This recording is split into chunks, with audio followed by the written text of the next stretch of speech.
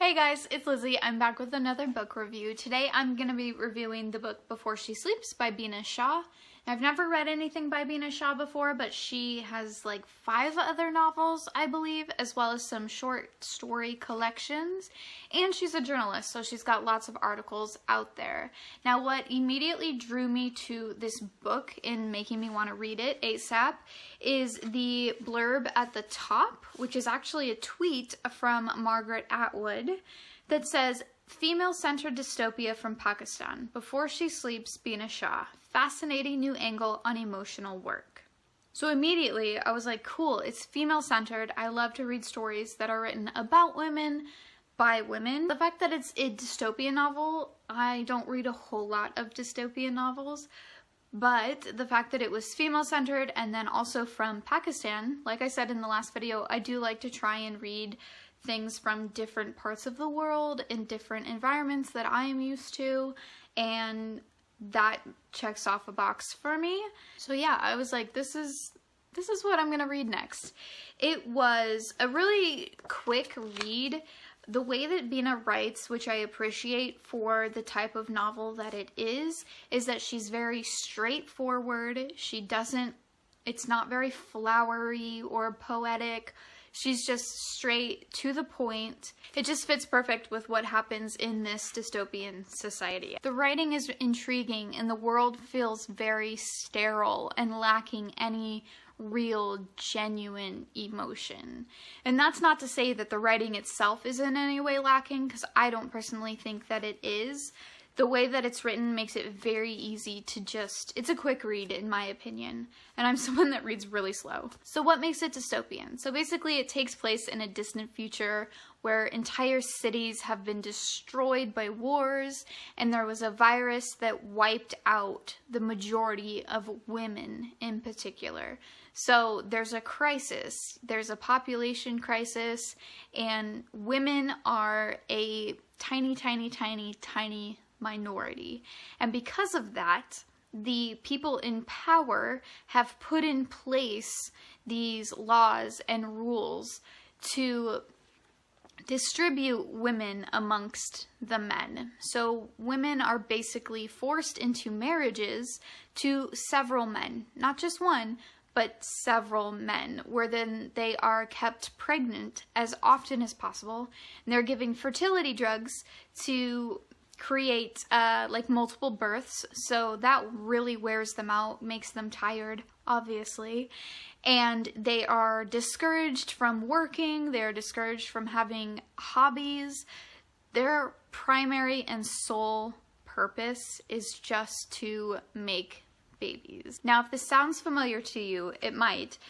It might be because there are lots of dystopian novels where this sort of thing happens. Now, Margaret Atwood, who did the blurb on the front, she has written The Handmaid's Tale. And I'm gonna admit to you right now, I've never read The Handmaid's Tale. I've never read anything by Margaret Atwood. I know who she is, she's on my to-read list, but it's never happened for me. And I also know that there's a popular TV show on right now, The Handmaid's Tale, which I also have not watched. Anytime people talk to me about it, it does not appeal to me. It just seems way too depressing, and I don't see the enjoyment in it, but that's just me. I mention this as a way to say that I don't have anything to compare this book to. I haven't read the popular story from Margaret Atwood to compare this one to it. I did come across a review on Bookreads that said that this was basically just the Pakistan version of The Handmaid's Tale. And maybe that's true, but I've never read it, so I don't have that connection to it. I'm coming at this book with fresh eyes. Anyway, back to the book. So they live in a society where everything is completely controlled and enforced, and because of technology, they being the agency officials, have tabs on everyone, and if you step out of place, they know exactly where you are, what you're doing, and if you step out of line, they're right on your tail to put you back in place. It truly is a dystopian society. The women have absolutely no choice in the matter.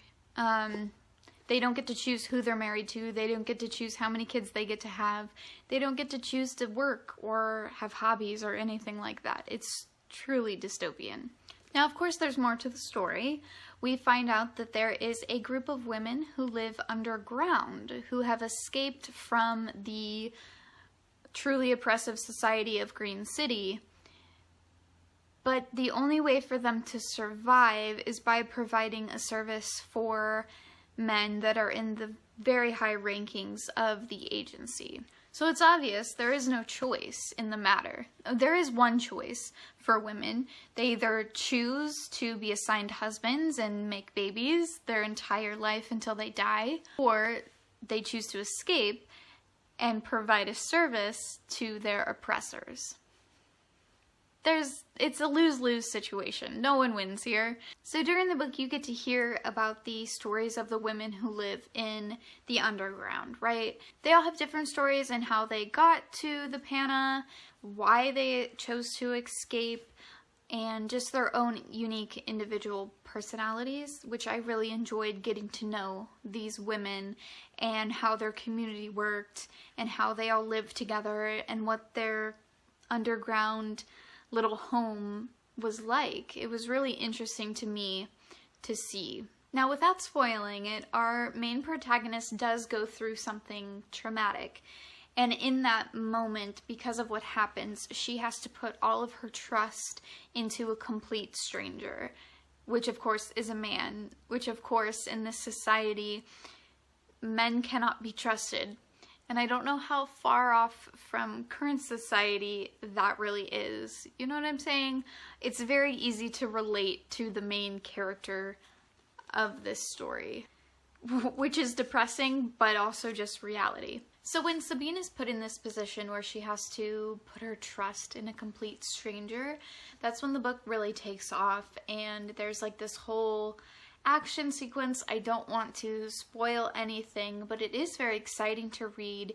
You're cheering them on, her and the people that she's involved with, all while there are other things happening at the Pana, and there's miscommunications between people, and other things happen, and you're left wanting. Again, I think this is just me. I think this is just a big part of my personality, is wanting justice. And I feel that in this story as well. I know I felt it in the last book review, but I want justice for these women. And I'm not going to spoil it, but you see there is some justice served. But I want more. I always want more. I'm very selfish when it comes to books. I want a part 2. I want another sequel to what happens after the conclusion of this book. I will say that I was pleasantly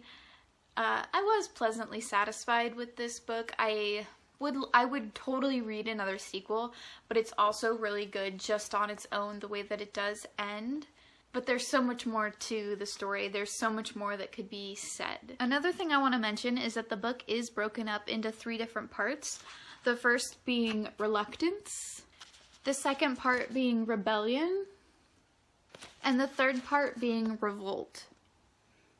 Now, I will say that when I started the story, I really expected something different when it came to the rebellion and the revolt. I was picturing something like an entire group of women really like standing up and physically fighting or something like that. But then I realized that in this story, their rebellion and their revolt is simply their existence. Their rebellion is escaping to the Pana and choosing to live differently than the other women of Green City. And just by existing and living the way that they do, they're rebelling against what is trying to be enforced on them in Green City.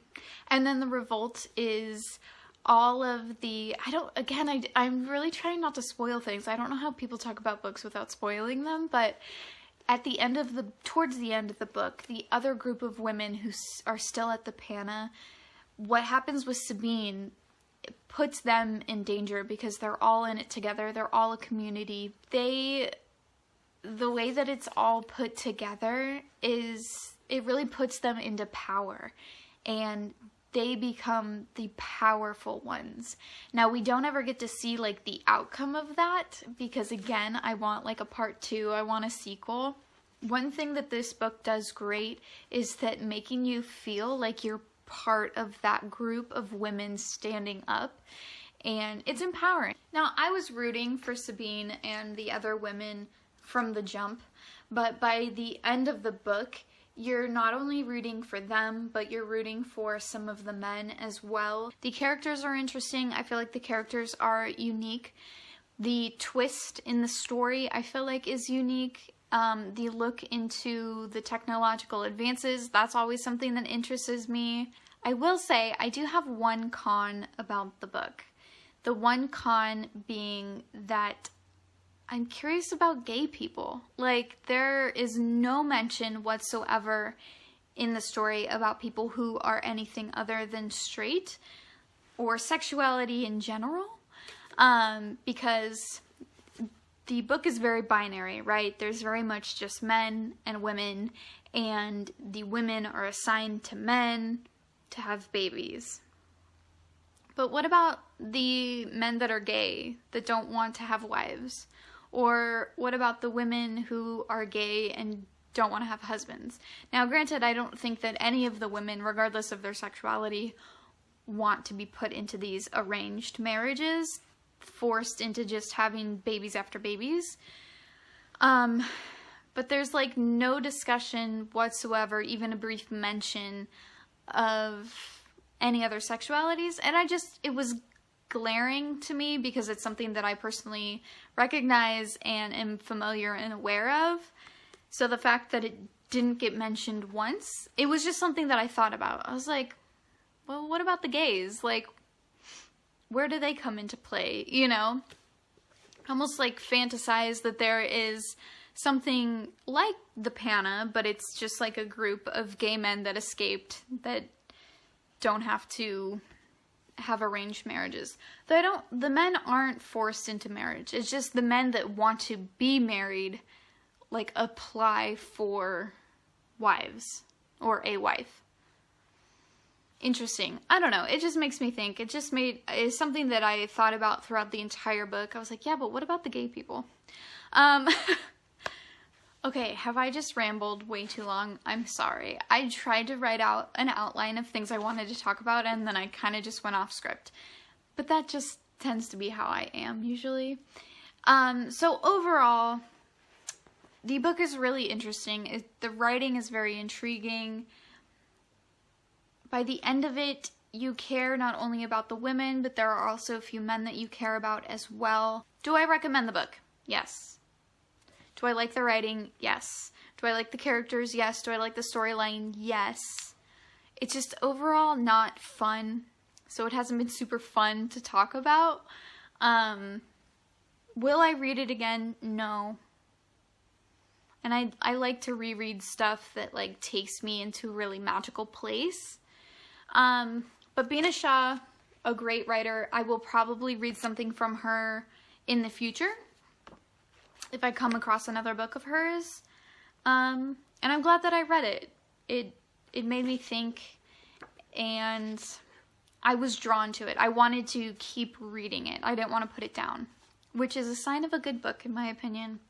So anyway, thanks for listening. The super rambly book review. I realized that it's hard to talk about a book that's not just fun to read.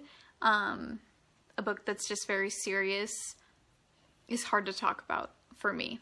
Okay, and lastly, we're going to do my favorite thing, which is Bibliomancy, where we're going to flip through here, put our finger on a passage, and whatever we land on is the message for us. So, down here, okay. Okay, so it says, "It may be a life in shadows, but at least no bureau tells us whom to marry, whom to open our legs for.